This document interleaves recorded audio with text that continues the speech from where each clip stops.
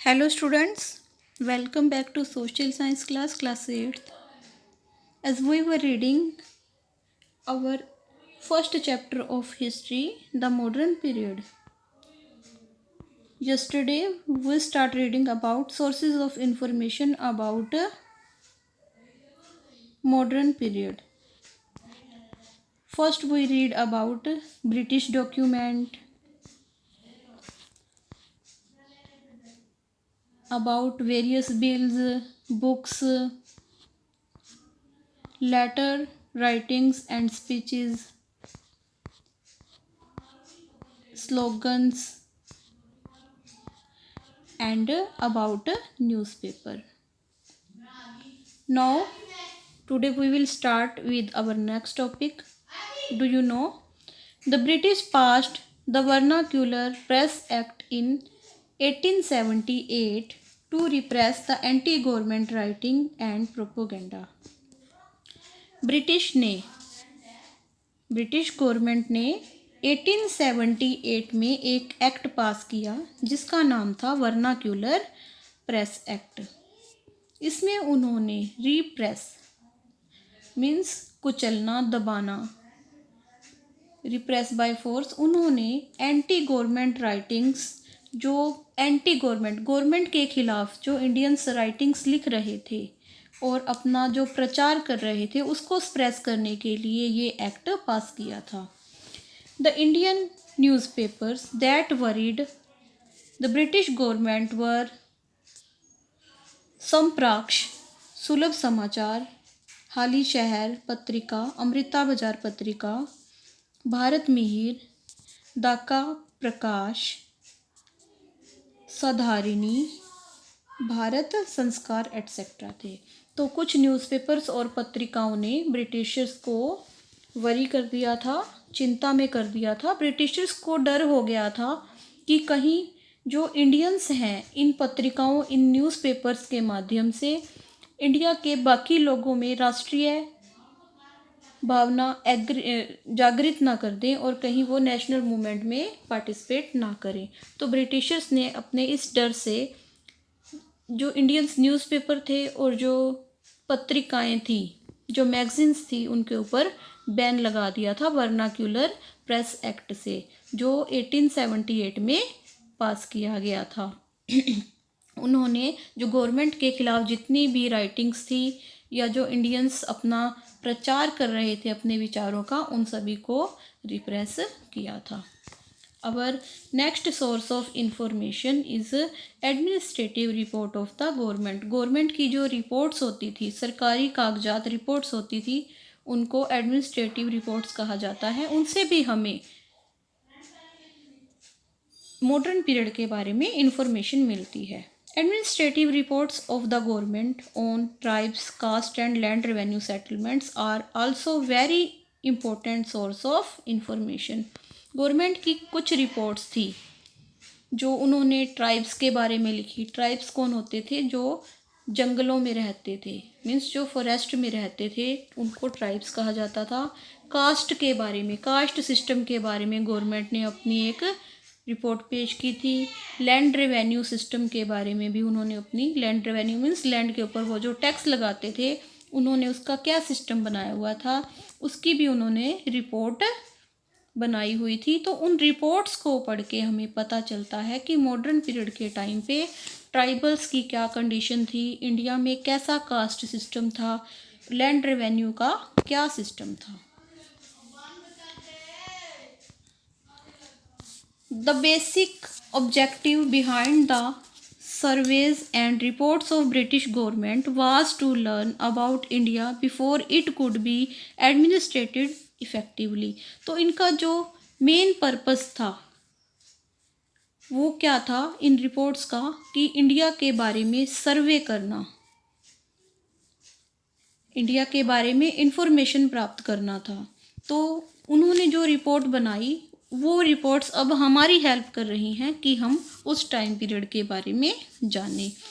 उन्होंने ये रिपोर्ट्स इसलिए बनाई थी ताकि वो इंडिया के ऊपर अपना कंट्रोल अच्छे से कर सकें, इंडिया के सभी सेक्शंस के बारे में अच्छे से जान के वो इफ़ेक्टिवली अपना कंट्रोल कर सकें। फॉर एग्जांपल, उन्होंने एक रिपोर्ट बनाई थी, उन्होंने सर्वे किया था कि जो फार्मर्स हैं वो चैम्परान एरिया, जो बिहार में चैम्परान एरिया है,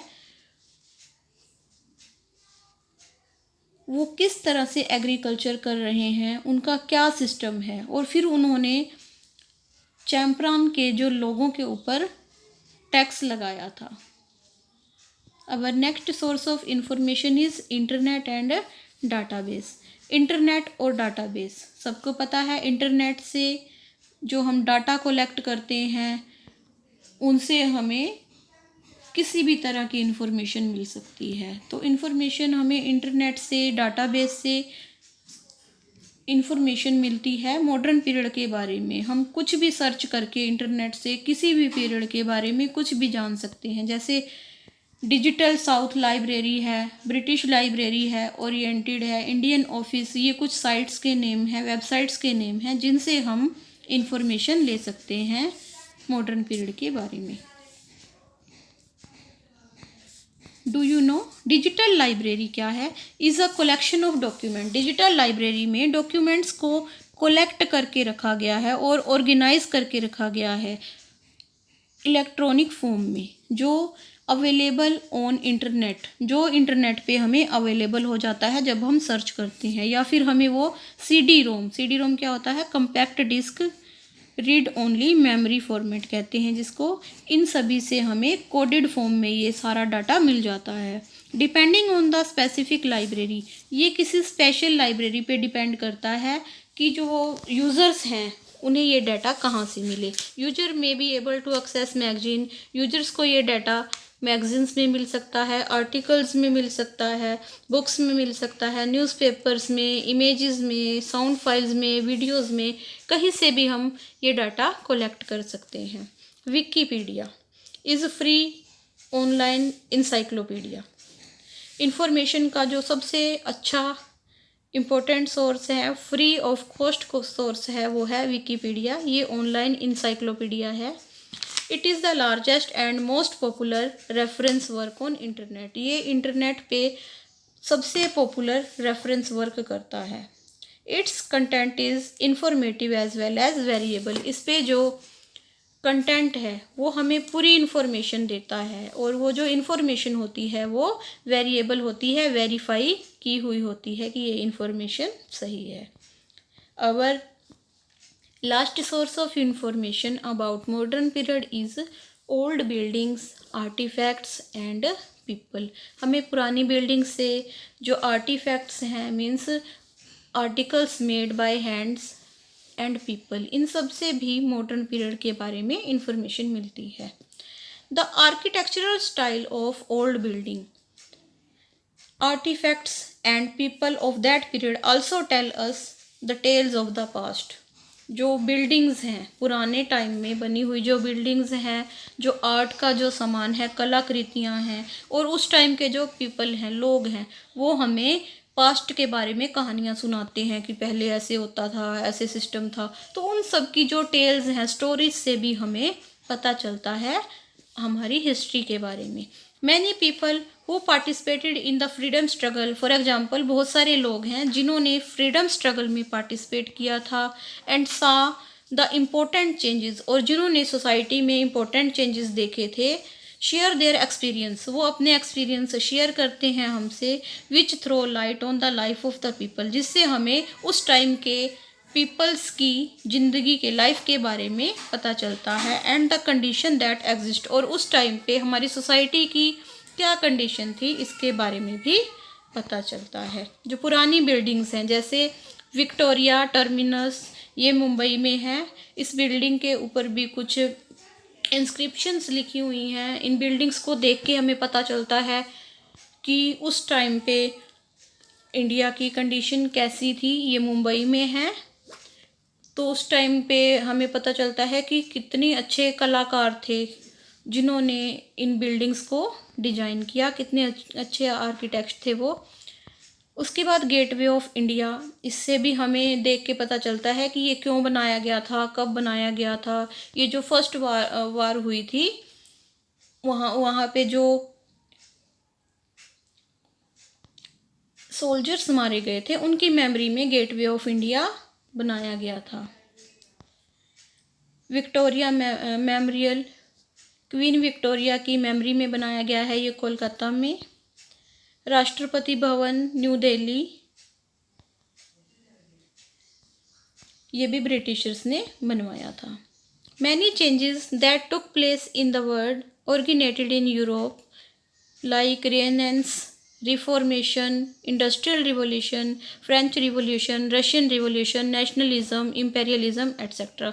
बहुत सारे चेंजेस हुए हमारी सोसाइटी में जिनको अलग अलग नामों से जाना जाता है। जैसे यूरोप में हुआ था, रेनियंस पीपल्स ने रिवोल्ट किए थे, रिफॉर्मेशन हुई थी, इंडस्ट्रियल रिवॉल्यूशन हुए थे, फ्रांस में रिवॉल्यूशन हुआ था जिसको फ्रेंच रिवॉल्यूशन कहते हैं, रशियन रिवॉल्यूशन हुआ, नेशनलिज्म, इम्पेरियलिज्म, इन सब के बारे में हमें पता चलता है।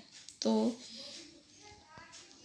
ये हमारा चैप्टर था, चैप्टर फर्स्ट ऑफ हिस्ट्री। इसमें हमने sources of information of modern period के बारे में पढ़ा। कुछ कीवर्ड्स हैं जो आपकी बुक में दिए हुए हैं, हम उनको एक्सप्लेन करेंगे। आर्टिफैक्ट, आर्टिफैक्ट क्या होता है?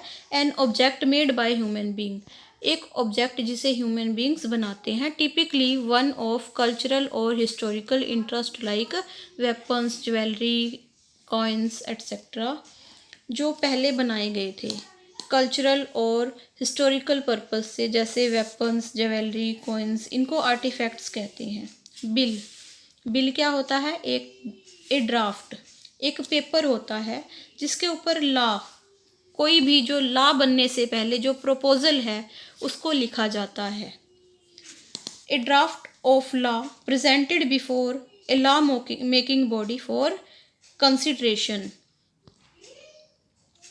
किसी भी नियम को कानून बनाने से पहले जब उसे लॉ मेकिंग बॉडी, जिसको हम लेजिस्लेचर कहते हैं, के सामने पेश किया जाता है तो उसको बिल कहते हैं। इम्पेरियलिज्म, इम्पेरियलिज्म होता है a policy of extending countries territory, अपनी कंट्री के एरिया को बढ़ाने की जो पॉलिसी है उसको इम्पेरियलिज्म कहते हैं। And influence through colonialism over a weaker country, या फिर कोई कमज़ोर कंट्री होती है उसके ऊपर अपना प्रभाव दिखाना, उसको भी इम्पेरियलिज्म कहते हैं। रेनियंस क्या होता है?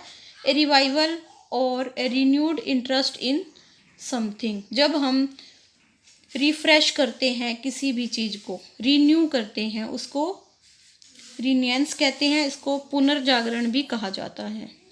Vernacular, the language or dialect spoken by common people of a particular country, clan or group। Vernacular language होती है लोकल लैंग्वेज, जो वहाँ के लोकल लोगों के द्वारा, किसी ग्रुप के द्वारा या किसी कम्युनिटी के द्वारा बोली जाती है, उसे वर्नाक्यूलर लैंग्वेज कहते हैं। Thank you. In our next video we will discuss about important question answers of this chapter.